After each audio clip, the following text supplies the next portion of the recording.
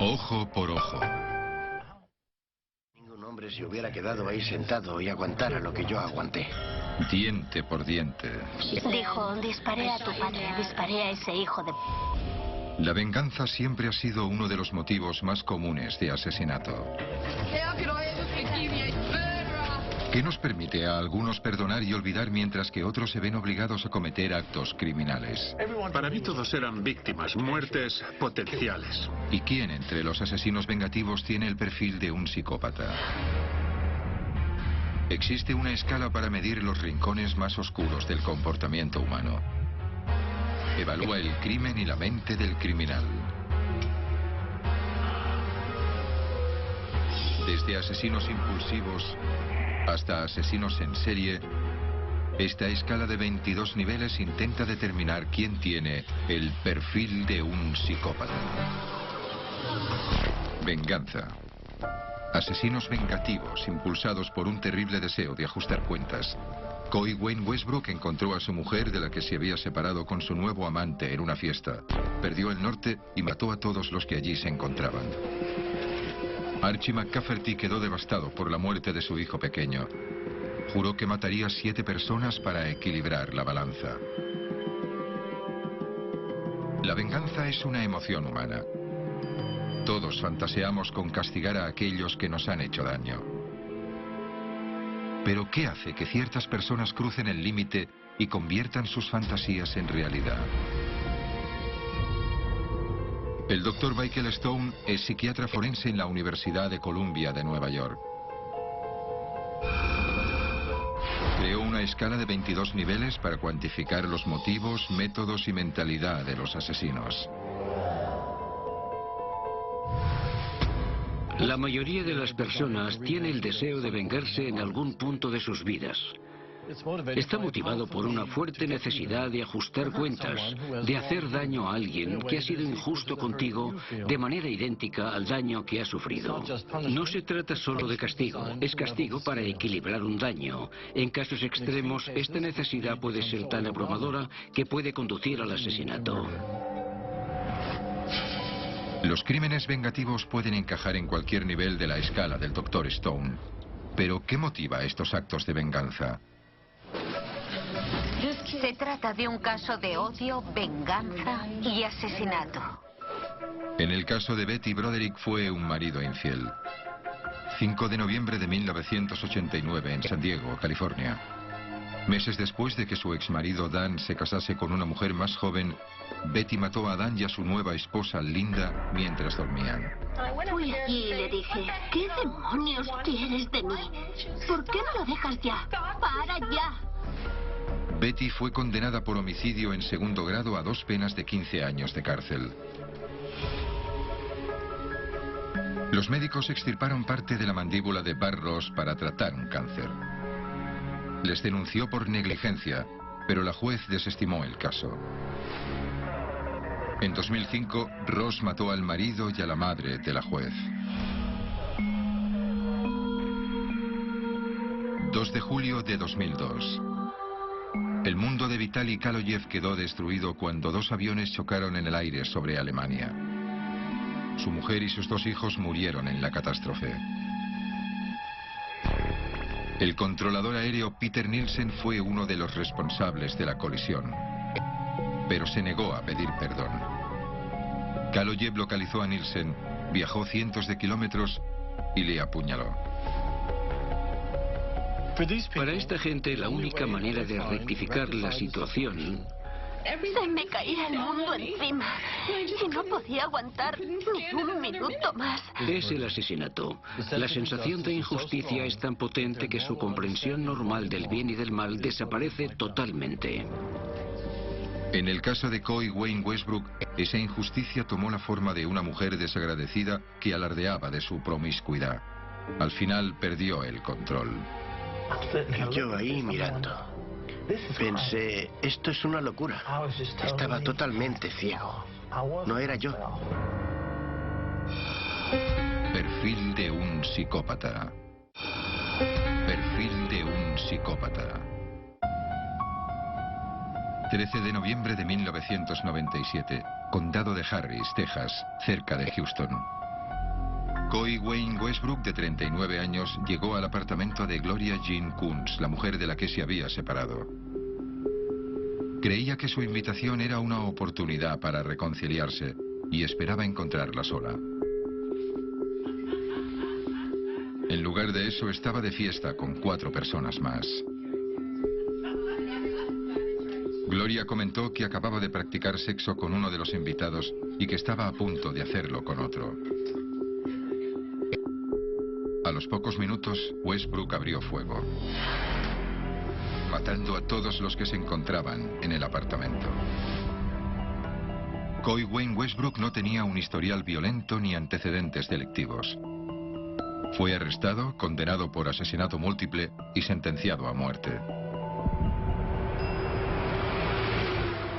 El doctor Michael Stone viajó a Huntsville, Texas, para entrevistarse con él. Espera descubrir cómo la necesidad de venganza puede desatar la violencia en cada uno de nosotros, conduciéndonos a actos malvados.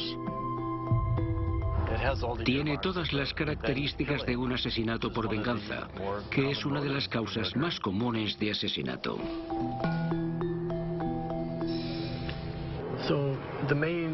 ¿Cuál es el sentimiento principal que recuerda en su interior si lo piensa ahora? Iba a suceder algo anormal. Quiero decir que algo estaba mal. Lo notaba dentro de mí. Algo iba a suceder. Ya habíamos tenido problemas con ella por hacer eso, por lo mismo. Y lo habíamos discutido durante un tiempo. ¿Se refiere a engañarle con diferentes hombres? Exacto. Hay a quien le gusta que sus mujeres sean algo ordinarias. ¿Ha oído hablar del síndrome del chico malo? Pues yo tenía el síndrome de la chica mala y me sentía atraído por eso. ¿Considera que la rabia se acumuló años tras años durante los 10 que estuvo con Gloria? Constantemente. Durante todos estos años ella actuaba a mis espaldas. Mientras yo estaba en el trabajo, ella se veía con otros hombres. Imagino que eso le enfervorizaba. Era un hombre cansado. Ya no podía más. Sentía que había llegado al límite. Pero usted ni siquiera estaba fichado por la policía. No. Estaba más limpio que este uniforme. Totalmente limpio. La necesidad de venganza es una emoción humana habitual nacida de la humillación. A menudo, las personas que cometen actos violentos de venganza no tienen historiales violentos. Para entender lo que le pasó a Coy Wayne Westbrook, tenemos que sumergirnos a fondo en su pasado. Coy nació en Houston en 1958. Abusaron de él cuando era niño. En la escuela mostró signos de dislexia. Le costaba dominar la lectura y las matemáticas. Se sentía humillado por sus compañeros. Iba retrasado en la escuela primaria y los profesores le describían como un niño con problemas emocionales. A los 16 años dejó el instituto. Para un niño, el aislamiento y el fracaso escolar son formas de humillación. Que te digan que no eres tan bueno como los demás genera una reducción de autoestima. Puede que permanezca durante toda la vida. En 1987, Westbrook trabajaba de guardia de seguridad cuando conoció a Gloria Jean Kunz. Se fueron a vivir juntos y después se casaron. Cuando Westbrook descubrió que su mujer tenía aventuras con otros hombres, se separó. Siempre la traté bien, pero eso no la hacía feliz. Quería vagabundear por las calles y pasarse el día con sus amigos camorristas, por decirlo así. La noche de los asesinatos, Gloria se jactó de sus infidelidades. Se acostaba con un invitado en la habitación, mientras que en la otra los demás se reían de Westbrook. No creo que ningún hombre se hubiera quedado ahí sentado y aguantara lo que yo aguanté. Así que pensé que no tenía por qué estar ahí, que no estaba bien. Irritado y humillado, Westbrook perdió el control. Me senté y pensé que quizá alguien tendría por casualidad una pistola.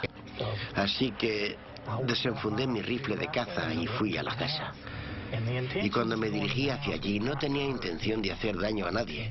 La intención era, si acaso, apuntarles, asustarles un poco y largarme de allí. Pero uno de los presentes le tiró a la cara una lata de cerveza y los demás comenzaron a reírse. Westbrook estalló. Cuando me tiró la cerveza a la cara comencé a disparar.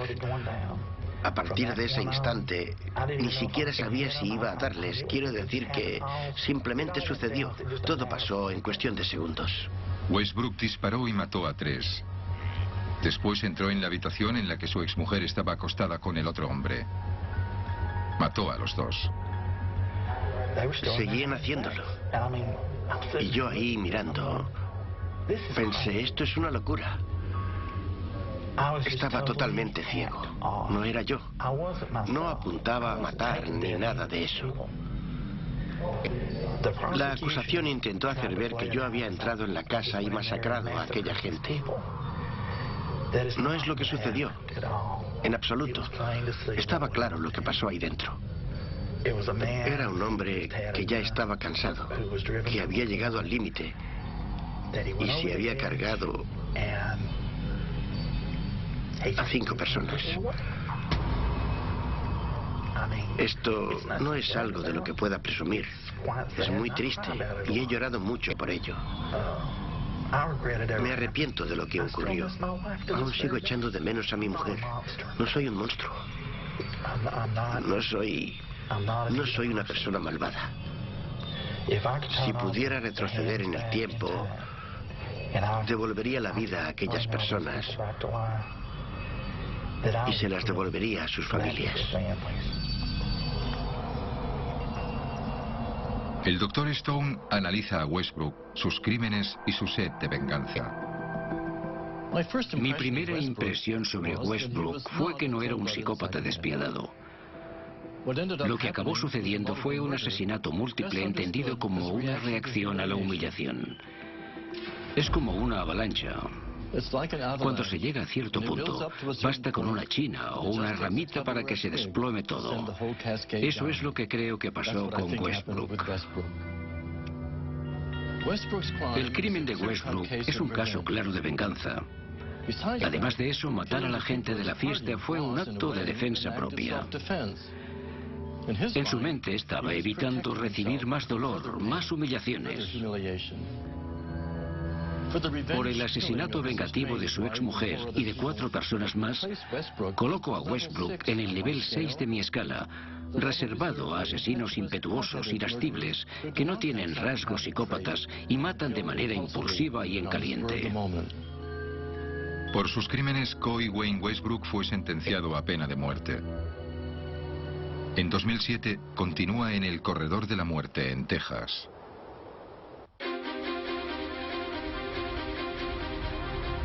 ¿Qué provoca que la ira supere nuestra capacidad de control? ¿Por qué algunos controlamos nuestra rabia mientras que otros se ven sobrepasados por ella? Todo el mundo se enfada de vez en cuando. Es una emoción normal.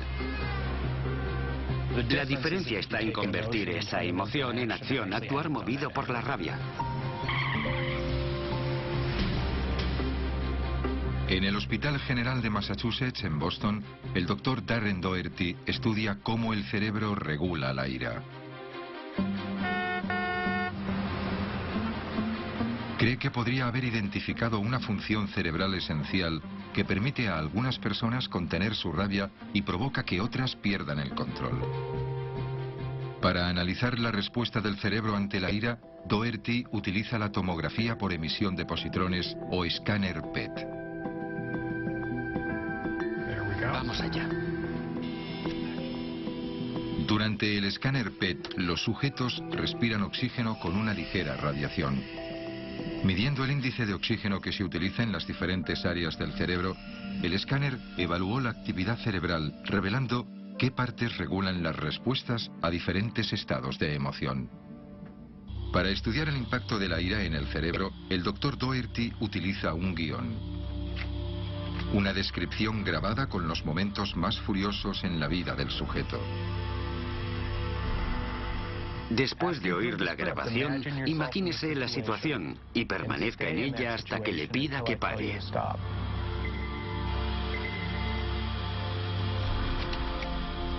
Entré en la habitación y la vi besando a Brian, que hasta ese momento era mi mejor amigo.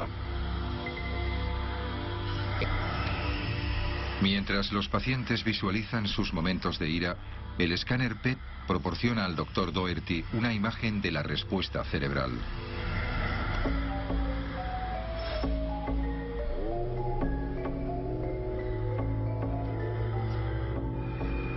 Lo vi todo rojo y di un portazo lo más fuerte que pude. Después me puse a gritar.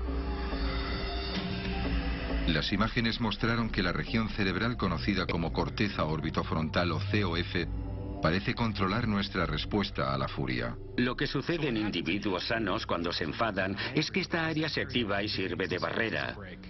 Podemos enfadarnos, pero no actuamos en consecuencia, y eso nos lo permite la corteza orbitofrontal. Pero los escáneres PET también revelaron que algunas personas no son capaces de controlar su rabia.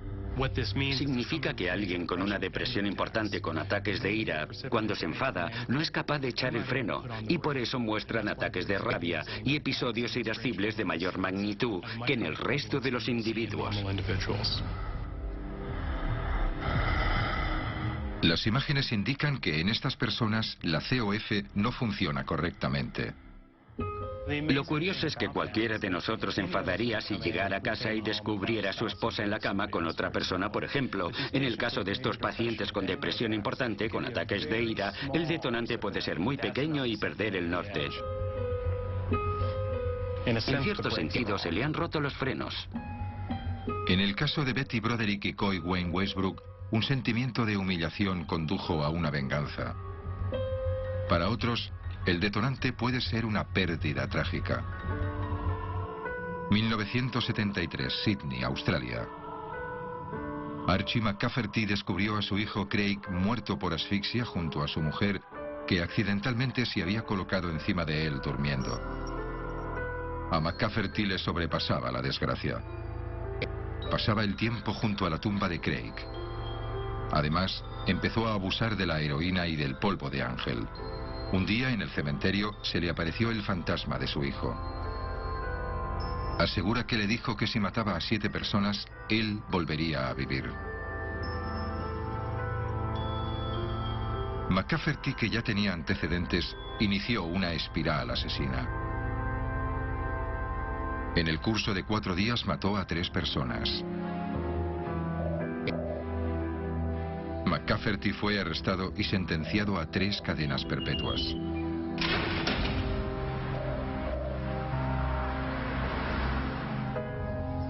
El doctor Michael Stone entrevistó a McCafferty para obtener más información acerca de qué desató su sed de venganza y para determinar si todavía siente la necesidad de ella.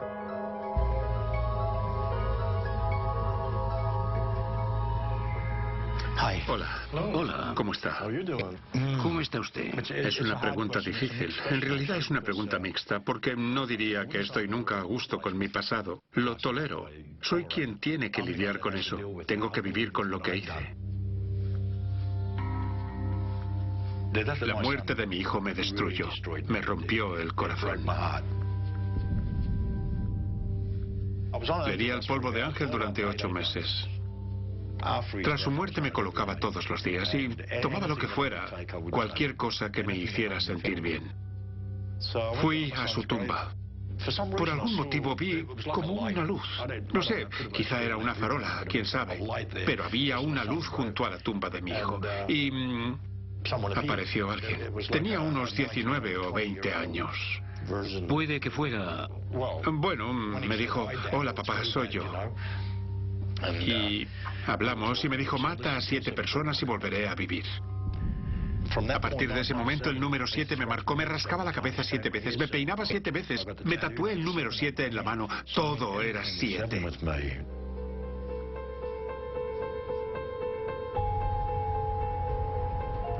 McCafferty pasó a los hechos después de la visión. reunió a unos antiguos compinches para secuestrar a Ronald Cox, de 42 años. Le llevaron a la tumba de Craig, donde suplicó por su vida.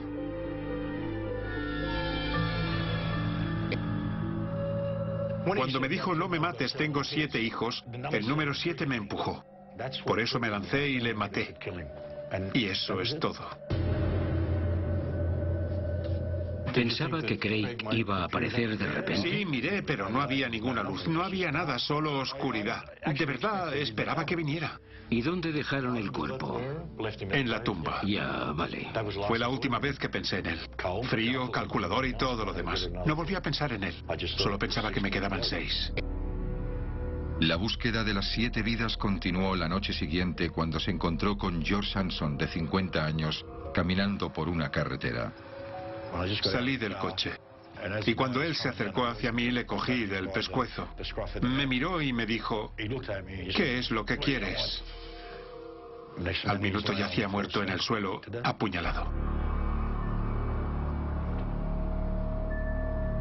2 días después, simulando hacer autostop, McCafferty y sus compinches secuestraron al profesor de autoescuela Evangelos Coleus, de 24 años. El coche se detuvo. Dick se giró y le pegó un tiro en la cabeza justo en el medio. Y al dispararle, me salpicó la sangre. Sentí que me quemaba.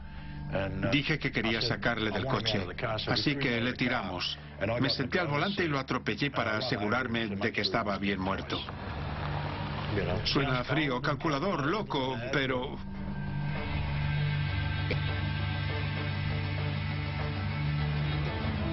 Acto seguido se dirigió a la ciudad, con la intención de matar a su mujer Janice y a su familia. Pero el coche se quedó sin gasolina. Al día siguiente estaba desesperado por encontrar a 4 víctimas más. Decidió matar a Rick Webster, uno de los miembros de la banda. Pero Webster se enteró y avisó a la policía. Iba a pegarle un tiro cuando bajara de las escaleras. Lo siguiente que recuerdo es una pistola apuntándome a la cabeza. No muevas un músculo, dijo el poli, o estás muerto. Y me arrestaron. Tras su arresto y encarcelación, la ira de McCafferty continuó sin tregua durante años. Entonces conoció a alguien que le cambió la vida. Perfil de un psicópata. Sobrepasado por el dolor que le provocó la trágica muerte de su hijo, Archie McCafferty creía que si mataba a 7 personas, Craig resucitaría. Con una banda de cómplices, McCafferty mató a 3 personas cerca de Sydney, Australia. Pero cuando decidió que un miembro de la banda sería su próxima víctima, este avisó a la policía. 6 días después de comenzar la furia criminal, McCafferty fue arrestado. Durante el juicio, declaró que se sentía incapaz de luchar contra su abrumador deseo de venganza y pidió al tribunal que le sentenciara a muerte. En lugar de eso, le cayeron 3 cadenas perpetuas. Ni siquiera lo pensé. Pensaba que era lo correcto. ¿Lo correcto por qué motivo? Pues no quería seguir.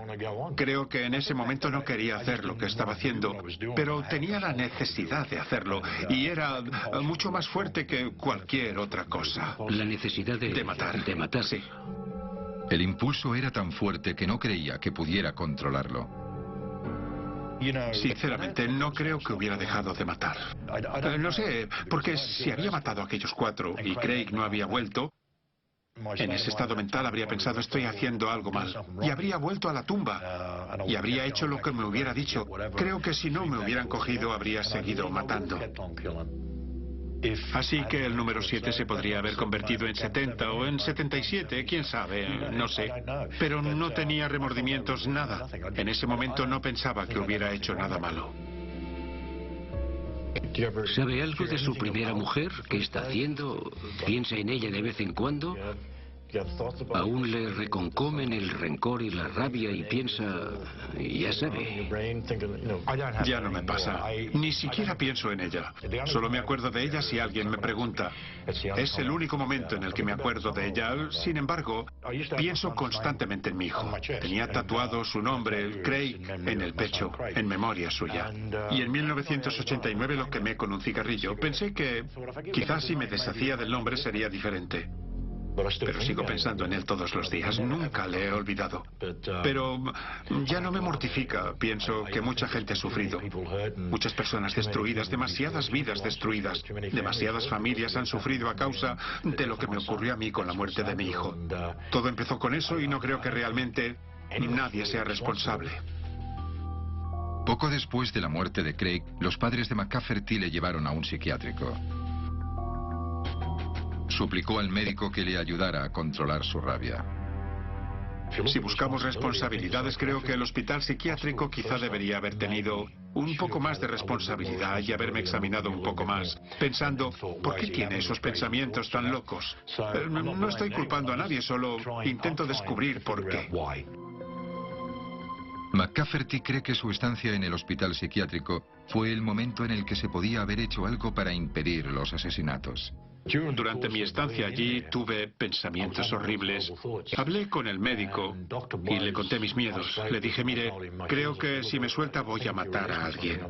Le dije, tengo esta necesidad de hacer daño y herir a la gente porque no creo que mi hijo tuviera que morir. Siento mucha hostilidad hacia la gente y no considero que sea una persona segura. Así que le dije, ¿puedo quedarme aquí hasta que note que todo está bien? El caso es que una noche llegué tarde. Fue a las pocas semanas de llegar y no me dejaron entrar. Me dijeron, mira, tienes que irte. Has roto las reglas. Contesté, ¿qué diablos quieres decir? Y no volví a entrar. Es como en la Rusia comunista, en la que existe la prisión preventiva y te encierran por el resto de tu vida porque piensan que puedes hacer algo malo. Recuerde que no me fui del hospital psiquiátrico. Llegué 5 minutos tarde. Me echaron a patadas. Deberían haberme dejado allí. Es el error de que hablaba. Exacto. Ya. Ese error podría haber evitado lo que ocurrió. Es la pescadilla que se muerde la cola. Lo irónico es que finalmente le dejaron marchar. Pensaron que no podían mantenerle ahí porque no había cometido ningún delito. Dice que tiene sentimientos homicidas. Está preocupado porque puede que haga algo, pero no lo ha hecho. Así que, desde el punto de vista psiquiátrico, está bien y tienen que dejarle marchar. Y, por desgracia, hace un montón de cosas violentas. La violencia se disparó. Y ya no está en el sistema psiquiátrico, sino en el sistema legal. Los impulsos violentos de McCafferty continuaron incluso en la cárcel. Quería llegar al número 7. Cada vez que tuve la oportunidad de atacar a alguien... ¿Lo tenía en mente? Sí, sin duda. Seguía creyendo que Craig volvería a vivir. Para mí todo el mundo era una víctima, una muerte potencial. Me metieron en una celda especial y nadie podía acercarse a menos de 2 metros. Pero engatusé a uno. Le llamaba dientes verdes y encías porque tenía los dientes verdes y las encías podridas. Le pedí que me trajese un vaso de agua. En cuanto se acercó, le cogí de la garganta y, sinceramente, por poco le mato. Tuvieron que reanimarle allí mismo. A partir de ese momento no dejaron que nadie se me acercara durante años. Entonces llegó un punto, después de las drogas, de todo tipo de drogas, polvo de ángel y yo qué sé qué más, en que finalmente se le pasó por la cabeza, Craig que está muerto y bien muerto, no va a volver pase lo que pase. No me di cuenta hasta unos 8 o 9 años después. Lo único que quería era matar a 7 personas. Realmente no tenía en la cabeza otra cosa más que matar. Y eso es lo que hice.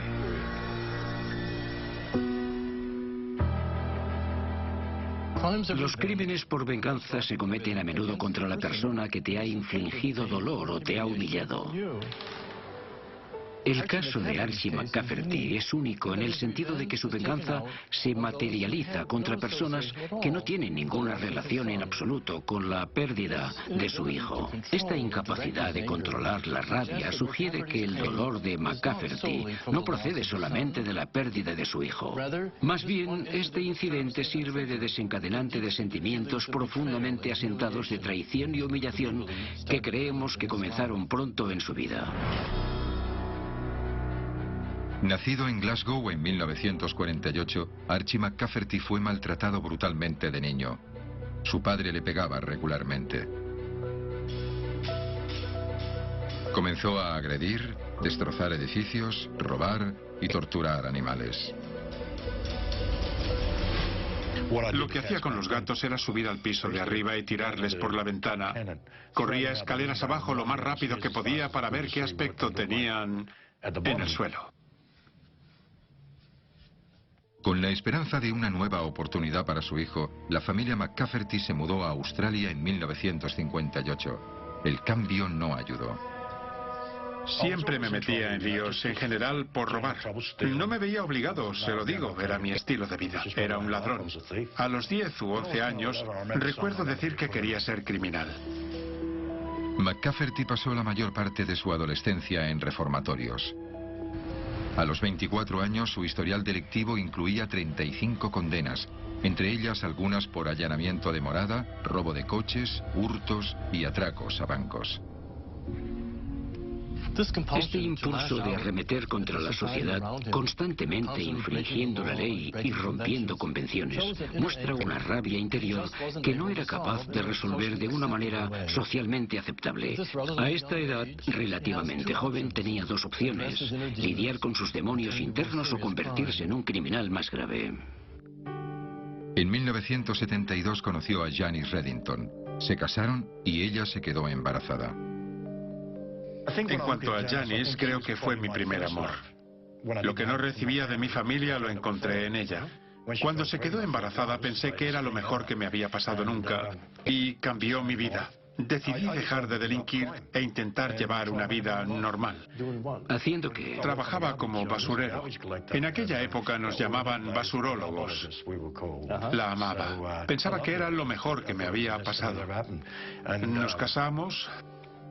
Tuvimos al niño y ese fue nuestro error. La repentina muerte del hijo, Craig, le apartó del buen camino. La gente me dice que estoy loco, no sé. ¿Qué es la locura? Es una línea muy delgada, no creo que estuviera loco, no creo que fuera bueno, tampoco creo que fuera totalmente malo. Simplemente me descarrié y el motivo fue la muerte de mi hijo. En 1981, tras 8 años en prisión, Archie McCafferty empezó a mostrar indicios de cambio. Coincidió con el momento en que conoció a Mandy Quinn, una joven que había ido a visitar a otro preso. Mandy no tenía ni idea de quién era, ni de lo que había hecho, ni nada. Así que hablamos y parece que encajamos muy bien. A partir de esa visita empezó a venir todas las semanas. Debe haber sido una mujer muy especial. Era un ángel. Mandy me dio algo que nunca había tenido, me dio pureza. Nunca desde el primer momento se sintió intimidada y cuando finalmente descubrió lo que había hecho, no se lo podía creer. Porque descubrió su lado humano. Sí, me sacó el lado humano. Cuando estaba con Mandy, era humano. Mandy veía a un gatito y esa es la parte de mí que me gusta ahora. Sacó esa parte de mí y eso es todo. Mía. Amor puro. Y desde ese momento me moría por salir de la cárcel. Durante los siguientes 16 años, Mandy visitó a Archie asiduamente. Se convirtió en un prisionero modelo. La pareja se casó y McCafferty solicitó la libertad condicional. Le ubicaron en un programa de rehabilitación con libertad condicional. Lo único que quería era estar con Mandy.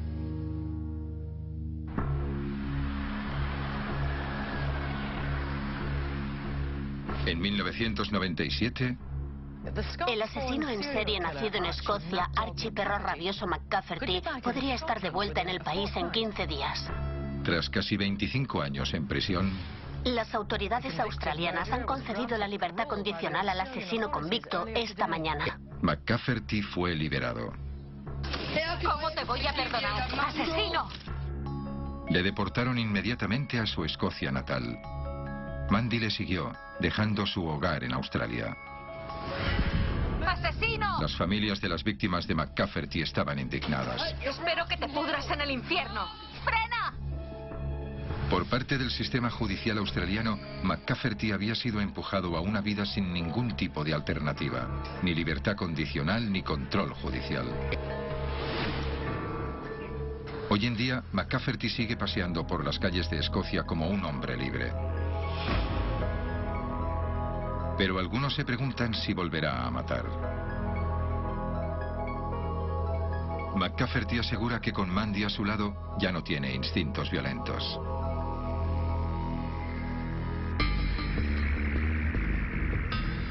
El amor de Mandy, asegura, trajo paz a su vida. Algunos científicos creen que el amor puede efectivamente protegernos contra el dolor. El Dr. James Cone de la Universidad de Virginia ha analizado la confluencia del amor y el dolor. Sabemos que la conexión con otra persona es increíblemente importante para la gente. Sabemos que las personas se ayudan unas a otras a través de todo tipo de situaciones sentimentales. El Dr. Cone ideó un estudio para analizar lo que ocurría en el cerebro cuando la persona amada proporcionaba consuelo en una situación tensa.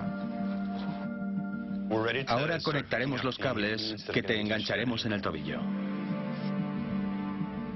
El Dr. Cone sometió a los participantes a estrés, amenazándoles con descargas eléctricas aleatorias. En la máquina de IRMF, a los sujetos se les mostraban dos posibilidades, una segura y otra amenazadora. La amenazadora indicaba que el sujeto debía recibir una descarga. Cuando ven las posibilidades, lo que hacen es crear esta sensación de ansiedad anticipatoria.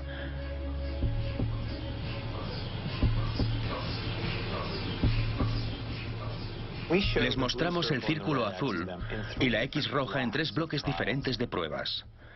En uno de esos bloques están solos en el escáner. Solos.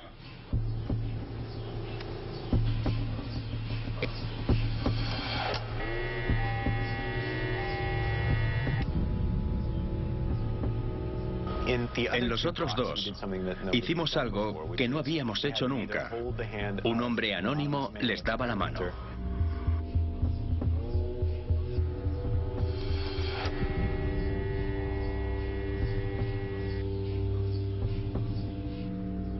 O se la daba a su cónyuge. Y queríamos observar cómo esas condiciones distintas influían en la respuesta a la amenaza en relación a cuando estaban solos.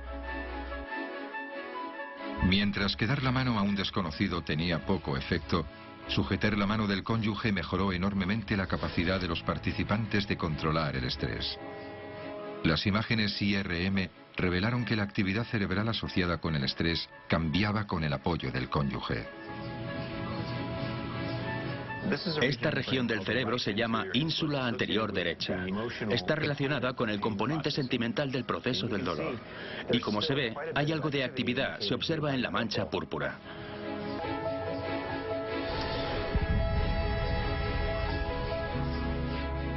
Por contraste, aquí en la derecha hay otra imagen. El marcador indica dónde se debería apreciar la activación de la ínsula anterior derecha. Pero efectivamente, como se puede ver,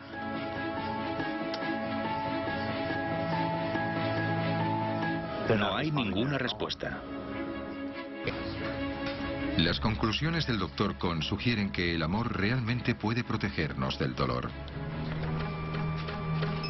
Pero ¿puede suavizar una profunda necesidad de venganza? ¿Una fuerza tan potente que obliga a cometer asesinatos? Cambié, no soy la misma persona. No puedo deshacer mi pasado, pero ya no pienso en matar. Perfil de un psicópata. 1997. El asesino confeso Archie McCafferty ha salido de la cárcel en Australia y es deportado a su Escocia natal. Se ha enamorado y casado en la cárcel. ¿Puede el amor de su vida, Mandy, sofocar su necesidad de venganza? McCafferty y Mandy formaron una familia en Escocia y asegura que de nuevo disfrutó de la paternidad. Intentaban llevar una vida normal, pero afirma que la atención negativa de la prensa, que frecuentemente se refería a él como el perro rabioso de McCafferty, fue demasiado para Mandy. En 2004 le abandonó y se llevó a los niños a Australia, un país al que McCafferty no podía regresar legalmente. Continuamente decían: es un asesino, es un psicópata, un perro rabioso. Y a mi mujer le rompió el corazón leer cosas así. Yo me lo tragaba con ella cuando lloraba por eso. No había hecho nada, solo enamorarse de un tipo como yo. Creo que a partir de ese momento es cuando Mandy empezó a querer regresar a casa. Y no la culpo porque aquí no era bienvenida.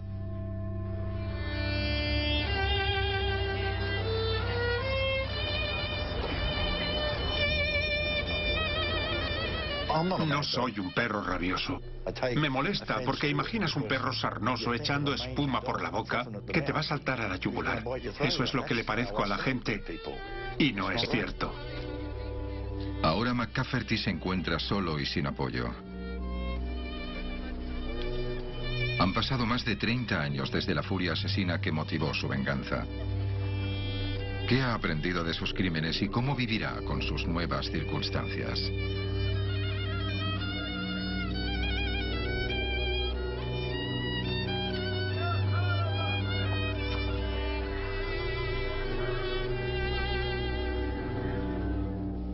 ¿Siente remordimientos ahora? Tengo muchos remordimientos, pero no creo que las víctimas sufrieran. Bien. Fue rápido. Sí. No es un consuelo. No por eso estuvo bien. Pero nunca he sentido pena. Y no creo que tenga que pedir perdón por nada, porque me parece que ya me han castigado severamente por ello. He sufrido muchísimo. Hubiera preferido que me pegasen un tiro en el cerebro que pasar esos 20 y tantos años en la cárcel. Quizá esté un poco enfadado por lo que me pasó y quizá no esté listo para pedir perdón. Y sigo enfadado por cómo me ha tratado la gente y los medios de comunicación. Me equivoqué.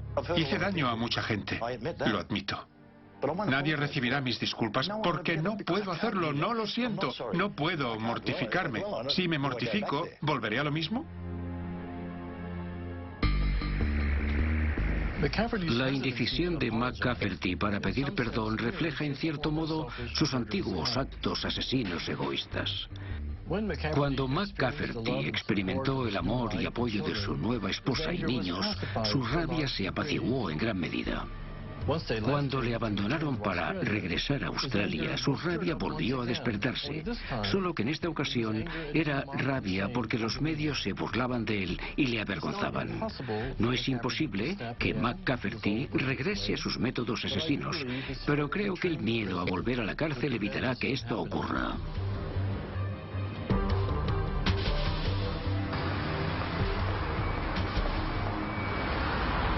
Creo que la opinión pública tiene que tener en cuenta que en más de 10 años no he matado a nadie. Ni siquiera he intentado hacerlo. Me merezco una vida, a pesar de haber quitado tantas. No puedo deshacer mi pasado, pero si soy una persona mejor ahora, al menos algo se ha conseguido con toda esa destrucción. La reticencia de McCafferty a pedir perdón es en cierto modo una manera de evitar sucumbir una vez más a la rabia por la muerte de Craig, pero también una manera de protegerse del horror de los asesinatos que cometió. La rabia fue el desencadenante que le condujo al asesinato. Los asesinatos por venganza a menudo responden a una traición, una pérdida o una humillación.